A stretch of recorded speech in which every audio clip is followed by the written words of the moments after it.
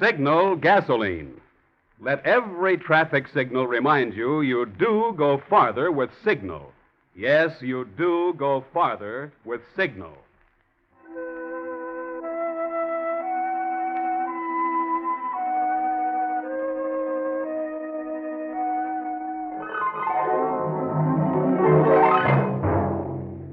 The Signal Oil Company and your neighborhood Signal dealer bring you another curious story by the Whistler. Tonight, murder is legal.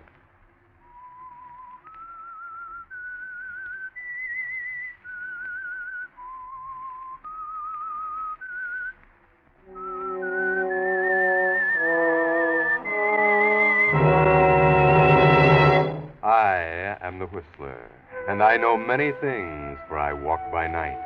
I know many strange tales hidden in the hearts of men and women who've stepped into the shadows. Yes, I know the nameless terrors of which they dare not speak.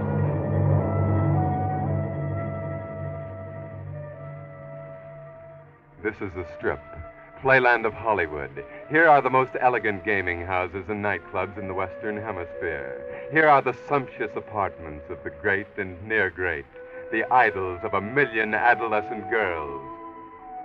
In the apartment of David Faraday, hero of costume epics and courtroom scandals. Mr. Faraday. Wake up, Mr. Faraday. It's time for you to go to Mr. Carstairs' party. Come on now, Mr. Faraday. It's just me, Jenny O. There aren't no reporters here. Open up, boss. Boss, I'm coming in. I know you're tired, boss, but you just gotta get up. Trial's all over. Boss, are you all right? That's blood there. Oh, Lord, help me. Mr. Faraday, you've been shot. You're dead.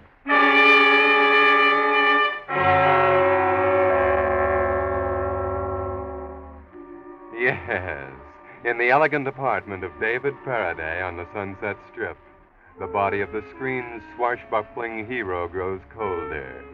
Only 2 blocks down the street, and the guests are arriving at a party given in his honor. A party given by the most important man in Hollywood, a man who's never been in front of a camera. Oh, Clifford, darling, am I late? Oh, Putty was an angel of patience. I spoiled the last 3 takes in my hurry to get here, didn't I, Putty? I'm so anxious to see David, and he won't answer his phone. He hasn't talked to anyone since the trial, even me, his fiancée, and I've been calling him all afternoon. Clifford, what do you do? Hide your winning clients so that the jury can't change its mind? I've been frantic, haven't I, Putty? If you don't mind, Miss Lorraine, my name is Puchowitz. Puchowitz, not Putsy. Oh. What would my wife think? Putty, dear, your wife hasn't had a thought since she married you. Since before, maybe, huh? I wouldn't worry about David, Madeline. He was very tired and probably went home to sleep. The trial was very wearing. However, I think that he'll be here. It was very close, wasn't it? I mean, the girl's story was quite sound. But, of course, we all knew that David would get off. With you for a lawyer, how could he miss? After all, you wouldn't want to spoil a perfect record of acquittal. Well, that's really up to the jury. But it was a difficult case. So much publicity complicates any defense. Hello, Madeline. Oh, Charlotte. Oh, darling, you look ravishing. That is for a girl whose fiancé almost went to prison. Why, if it had been Tommy, I wouldn't have slept a wink. Oh, Mr. Carstairs, you know Miss Mannering of Colossal. No, I haven't had the pleasure. Oh, you're the famous lawyer Clifford Carstairs. Oh, I've heard so much about you. No one you have ever defended has ever been convicted. Oh, of course, Madeline, how silly of me. Naturally, you didn't worry with Mr. Carstairs defending David. Now, you flatter me. The evidence freed him, not I. Tell me, Mr. Carstairs, is it merely evidence that frees all your clients? Naturally. However, the most important factor is careful preparation. Every contingency must be taken care of ahead of time. Of course. In a sense, the verdict is in before the case ever comes to court. Then it must be confusing if the criminal messed up the crime to start with. I mean, before you could take a hand in arranging the evidence. Well, naturally, Miss Mannering, I try to avoid taking cases that are too confused. However, no case is perfect legally. That is because no defendant ever considers the legal angle before the circumstances arise. The perfect crime will never be committed until a lawyer can handle the chain of evidence from the beginning of a crime. even before its commission. But, of course, that is impossible. Unless he were to commit a crime himself. That would hardly be ethical, Miss Mannering. Besides, he'd be unable to defend himself, and thus the whole theory breaks down. But before we embark upon our life of crime, Miss Mannering, you'll find the bar in the library at the end of the hall. Oh, My honor, Miss Mannering. oh, what a delightful European bow, Mr. Putchewitz. Wait, Madeline. Yes, Clifford? You don't seem very happy. I thought this was to be our night. Our night to celebrate David's acquittal? Don't be absurd, darling. Oh, what could I do, Maddie? My professional reputation was at stake. Our love, too, darling. Don't forget our love. That was at stake. It was me or your reputation. In Kansas City, I think you would have chosen differently. Kansas City was 10 years ago, Maddie. Isn't it enough that I still love you without having to give up everything that I've gained to prove it? Oh, Cliff, you were my only hope. If David had been convicted today, I would have been free, and we could have been married. For the first time since my divorce from Jack, I was going to be happy with you. But this way... Oh, you won your case, but I've lost mine. No, I've lost too, Madeline. What? I've loved you for a long time, even in Kansas City. Even when you left me to marry Jack. Need we talk about that now? Yes. Jack was the handsomer, the younger, the more promising. So you married him, even loving me. And still, I loved you. Your love has strange ways of showing itself, then and now.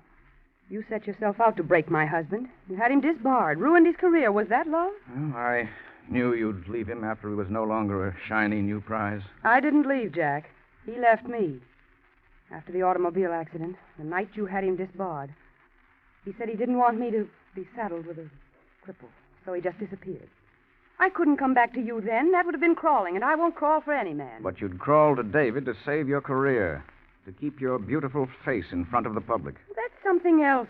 Something you could have saved me from if you'd loved me, instead of having David acquitted today. You'll be quite safe now, Maddie. You see, David is dead. You mean you... Something like that. Yes.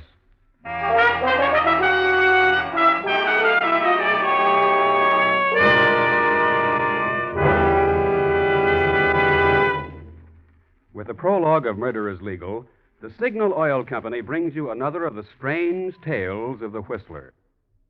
Now, before we return to our story, I'd like to ask you a question.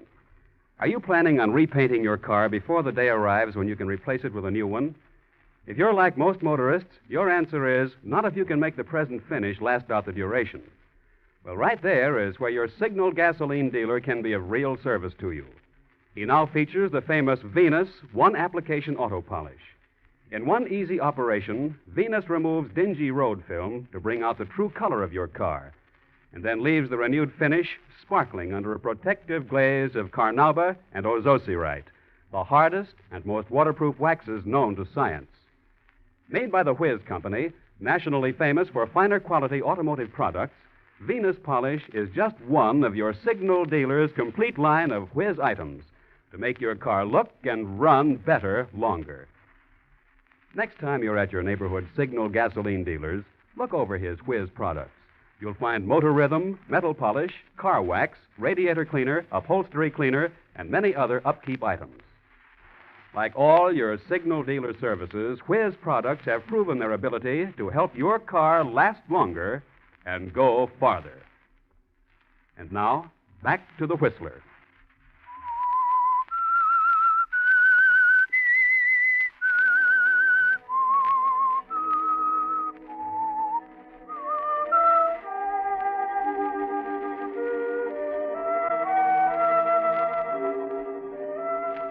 Well, Madeline Lorraine, the glamorous picture star, has just heard the startling news that David Faraday, her fiancé, is dead.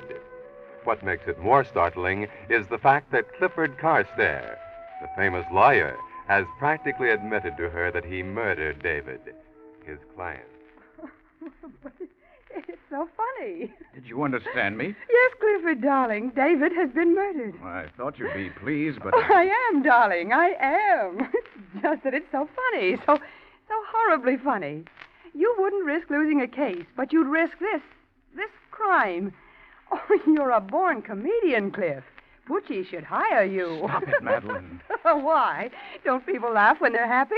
My career's safe. So's yours. Our love is safe. Why, it's wonderful.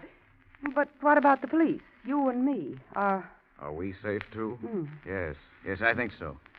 The police will discover that Jack, your former husband, committed the murder. Jack? But I don't understand. Is he here? How could he... Oh, one at a time, sweet. Yes, he's here in Los Angeles. I saw him last week. I had occasion to cut through Pershing Square on my way to see a client. He was sitting with his wooden leg propped on a bench feeding the pigeons. He's changed, Madeline. I hardly recognized him. He didn't see me, but I made inquiries. I can find him when I need him. But I still don't understand. If you killed David, Well, you did, though. So why should the police... Very simple. Elementary matter of preparation. Oh. Faraday was shot with a gun registered to your husband. You've had it for years, but no one will know that. Also, there are the marks of a peg leg on the balcony. The room was broken into. He had plenty of motive, and besides, I think I can persuade him to confess. That is, if I make it sufficiently profitable. No, Cliff. No, we can't do it. Between us, we wrecked Jack's life. We can't make him pay for our crimes, too. Don't be silly. He won't be convicted. None of my clients ever is. Your glamorous friend was quite right. I've wanted to arrange my own crime, set the evidence beforehand, and I have. This is perfect, Madeline. It'll be a clear case of self-defense. With me as his attorney, Jack is a cinch for acquittal. It's precious, Cliff. Darling, you're a genius. You arrange everything the way you want it, don't you? It's wonderful. And so funny. So terribly funny. Yes.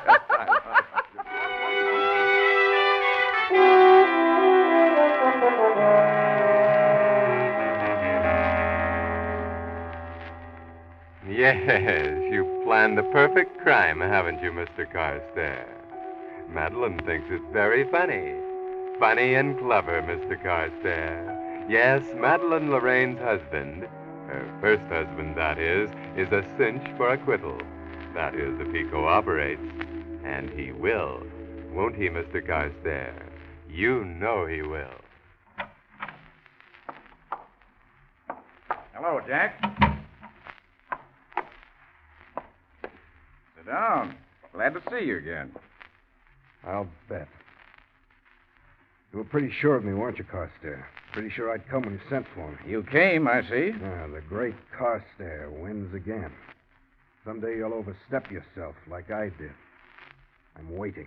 Why be so bitter, Jack? I've always liked you personally. You know that. Sure, you only broke my career, had me disbarred for one little slip. Then I get drunk and lose a leg in Madeline. That's all there was in my life, my career and Madeline. I'd be dead now, but for two things. Watching her rise in the world and waiting for you. Well, that was a long time ago, Jack. Why don't you forget it? I did what I had to do. There was no rancor in it. It was nothing personal. Won't you believe that? Maybe. How is Madeline? I guess she's going to marry that Hollywood heel. Too bad, Carstairs. Looks like you lose out again. I've got to hand it to you, though. You protected him. I hadn't thought you had so many scruples, Carstairs. He was my client. I had to protect him. I've another client now, though, and I need your help. Well. I never thought I'd hear the great Carstairs yelling for help. You should have thought of that before you had me disbarred. Sorry, chum. Well, I told Madeline you wouldn't be any good to us, but she insisted that I contact you. Why didn't you say so in the first place? I didn't consider it was necessary. You know I see Madeline. I know you still love her. The story, please. You do, don't you, Jack? The story, fast and good. Well, Madeline, like all figures in the public eye, had some things in her past that the fans might not have approved of. It was essential that she keep them secret. So? Well, David Faraday knew of these things and was using them to blackmail her into marrying him. Late this afternoon, she met him at his apartment. The colored boy was out. No one saw her. They quarreled. She had that old gun of yours in her bag. She shot him, Jack. The poor fool. Poor little fool. Is there any chance for her, Carstairs? If it comes to open court, not 1 in a million. I'd do what I could, naturally, but there's not 1 chance in a million of getting off with less than life. How can you keep it from coming to court? By acting fast. They haven't found the body yet. When they do, the newspapers will be howling for a conviction. It's election year, and the DA will take a fast confession and not ask too many embarrassing questions. That's where you come in. Wait a minute.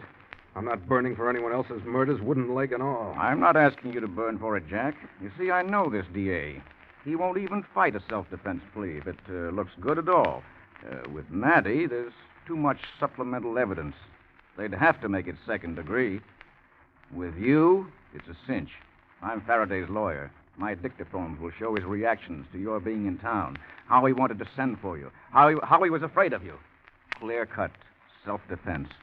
Oh, Madeline wouldn't have a chance. But I'd stake my reputation, even my life, on getting you off scot-free. What makes you think they'll believe this confession? Even if he did have a motive for getting me there. In the first place, that gun was registered to you. In the second, I've checked over the scene. He had a paper knife in his hand. I arranged the room to look as if a fight had occurred. Also, there are marks of a pegged leg in the soft ground outside his balcony. In other words, if I don't cooperate... The police will probably pick you up anyway, precisely. And if I do? I am empowered to offer you the sum of $10,000. 15. I won't haggle. Sorry, Carstairs, I can't see it. It's a fine deal. I go to the chair for Madeline's murder, and you pay $15,000 over to my widow. Maybe you'll even throw in a crypt at the cemetery, but it's not enough. Let me restate my position, Jack. Perhaps I didn't make it clear. On the one hand, you confessed the circumstances of Faraday's death, and I'll guarantee to get you off. On the other, I tip off the district attorney, and 90 to 1 they indict you anyway. Without my support, I don't think you'd have much chance of acquittal, especially when the blackmail attempts that you made on Faraday come out. I never tried to blackmail Faraday, and you know it. No. As his lawyer, I'd be in a position to know these details, don't you think? Did I ever tell you I hated your guts? Frequently. In Kansas City. I didn't say it loud enough. Well, Carstairs, you've got me over a barrel. There's not much I can do. Good. But I want it in writing. Don't you think that's too risky? And besides, it wouldn't be worth the paper it's written on. Maybe, but that way I know you won't double-cross me. I'd trust Maddie if she were in it alone. With you, I want a contract, you might say. Something to hold over your head. Very well. We'll make it out right now. Okay, you phrase it, but put in the money and that you guarantee my acquittal. We don't trust one another or even like one another. But in this, you have my word. Well, Carstairs, we're partners now. We've a contract for crime. Shall we drink to our new venture? And to how much I hate your guts.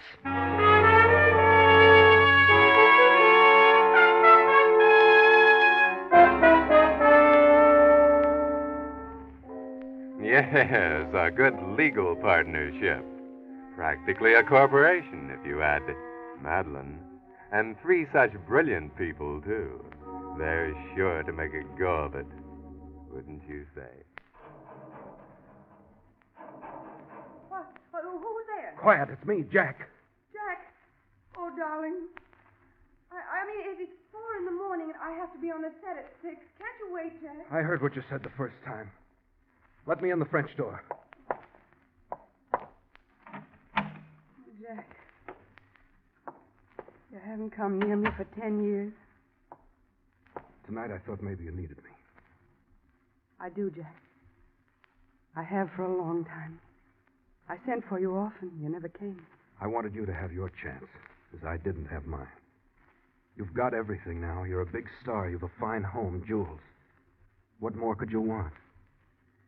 Well... Safety. I'll give you that, darling. Was what Carstairs told me true? Yes. Poor kid. But nothing's going to happen. I just wanted to tell you that. This is one case Carstairs won't dare lose. I know. But that's not what I want. What do you want, Maddie? Do I have to tell you, Jack? After all this time, do I have to say it? Yes. I guess I don't belong in Hollywood, Jack. I'm a fake. I go around being Madeline Lorraine, hard, indiscreet, sophisticated, just as Hollywood as I can be. But underneath, I'm just Mrs. John Tennant from Kansas City. Do you mean that, Madeline? Don't you know when you're being proposed to? And don't say this is so sudden. Not now. Darling. I've tried so hard to be tough. I thought I was. Until tonight. And when this happened, I couldn't put on the act any longer. What about Carstairs? Oh, he wants to marry me when this is over. And you? Not anymore. You know what I want. All right, Madeline. If that's what you want, truly. Tell no one anything. We'll go through with this. When it's over, I'll have $15,000. We'll go away someplace. Brazil's a good spot. We'll start over. 10,000 should see us through. I thought you said 15,000. I need the rest. I have a debt to pay. A 10-year-old debt.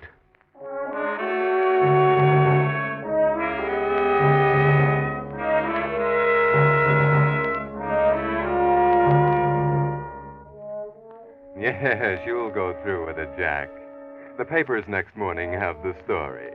David Faraday, swashbuckling movie star, was killed in a drunken brawl. His confessed slayer is John Ternant, ex-husband of actress Madeleine Lorraine. Ternant allegedly came to the star's apartment at the request of Faraday's lawyer to sign an affidavit regarding his divorce with Miss Lorraine, which took place in Kansas City 8 years ago. An argument ensued, and Faraday, according to Ternant, seemed intoxicated, attacking him with a paper knife. In the struggle that followed, the actor was killed. The renowned Clifford Carstairs is representing Ternant. Gentlemen of the jury, the defense rests, firm in the knowledge that no American would convict a man for defending his life from a foul murder. You were wonderful, Cliff. Thanks, Matty. Let's walk down the hall a minute. It's good policy for me to leave the room now, and besides, I want to talk to you. All right, Cliff.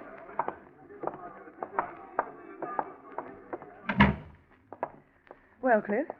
What? Well, you wanted to walk and talk, you said. Well, yes, I want the date for our wedding set, Matty. Oh, don't rush me so, Cliff. Rush you? Why, it's been 2 months since David's death. You just keep putting me off. You think that's fair, Matty? Well, to tell you the truth, I haven't given it very much thought. Well, you still love me, don't you? That hasn't changed, has it? Well, everything changes, Cliff. There's nothing certain, except, of course, a Carstairs verdict. You always win, Cliff. You always win, except this time. Well, I told you the verdict was a cinch. No, I didn't mean the trial. I meant me. You lose me. Oh, Matty, you can't do this to me. I don't see that I'm doing anything to you. I'm just doing something for me. Not for Putchewitz, nor my public, nor David, nor you. Just me. I'm going back to Jack, Cliff. After the farce in there is over, we're going to go away and start all over again. Oh, Madeline, you owe me more than this. Do I? I'm sorry, Cliff. I only killed a man for your sake. That was your idea, Cliff, not mine. And then that night, when you told me about it, and about how you were going to use Jack to protect us, well, it was suddenly so horribly funny that I laughed. Remember? In that instant, faced with a murder, I realized what I really wanted. And it wasn't you at all, Cliff. It wasn't Hollywood or my name in lights, either. It was Jack. And going back to being simple. Being just his wife. And it was so tragically funny. It doesn't amuse me, Matty. What if I were to expose your connection with Faraday in the killing? Remember the contract you signed with Jack, dear.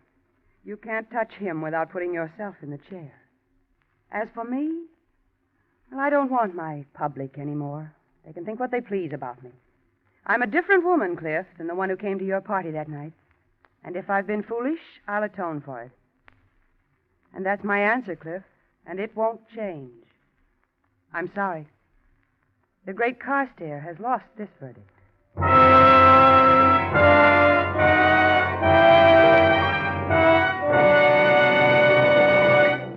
But that's not all of this strange story. The Whistler will be back to tell you what really happened. Meantime, I want to answer a question which, judging by the number of inquiries, must be puzzling a lot of drivers today. It's this. Since certain gasoline ingredients have gone to war, aren't all of today's gasoline the same? No, indeed. If you've tried many brands in your car, you've already noticed a difference in performance, and I'll tell you why. Each oil company has its own refining method for its own brand of gasoline. Well, as thousands of Western drivers who keep a close record of their gasoline mileage know, the Signal refining method has for years been famous for its extra mileage. Signal is frank in telling you that with certain ingredients reserved for fighting planes, Signal can't promise all the brilliant performance you enjoyed with pre-war Signal gasoline, and which you'll again find in further improved Signal post-war gasoline. But the name Signal still stands for the finest quality gasoline that can be made. And Signal still places the emphasis on mileage. That's why, with gasoline rationed, Signal Go Farther gasoline is more than ever your best buy today. If you haven't tried Signal Go Farther gasoline in your car, there never was a better reason or better time for getting acquainted with your neighborhood Signal gasoline dealer. And now, back to the Whistler.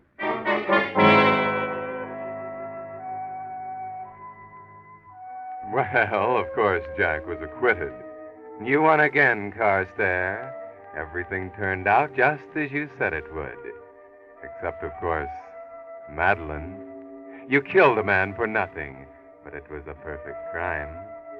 The evidence was arranged as only a lawyer could do it. But then Jack was a lawyer, too, once.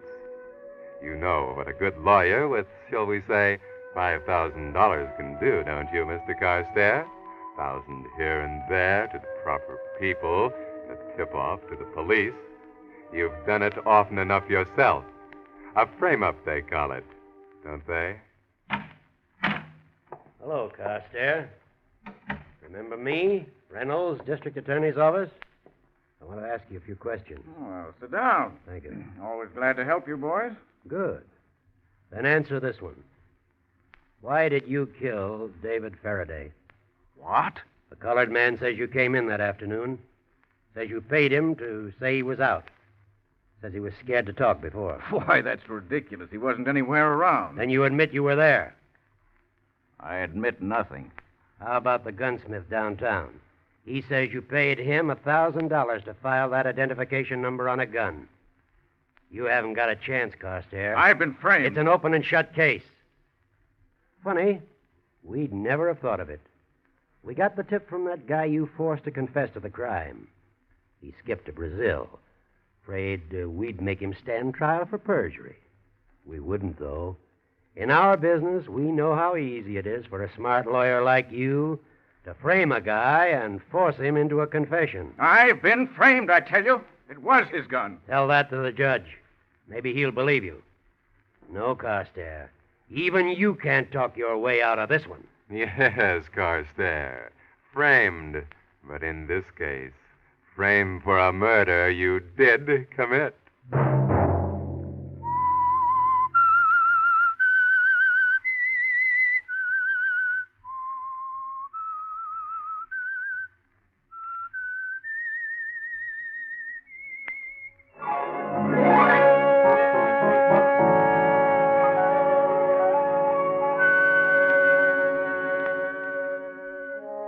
Next Monday at 9 o'clock, the Whistler will bring you another strange tale, the curious story of the Bells of Aberdovi. The Whistler is broadcast for your entertainment by the marketers of Signal gasoline and motor oil and fine quality automotive accessories, and by your neighborhood Signal dealer. This program, directed by George W. Allen, story by Robert Libet, music by Wilbur Hatch, is transmitted to our troops overseas by the Armed Forces Radio Service. Bob Anderson speaking. Remember to let every traffic signal remind you do go farther with Signal gasoline. Yes, you do go farther with Signal. This is CBS, the Columbia Broadcasting System.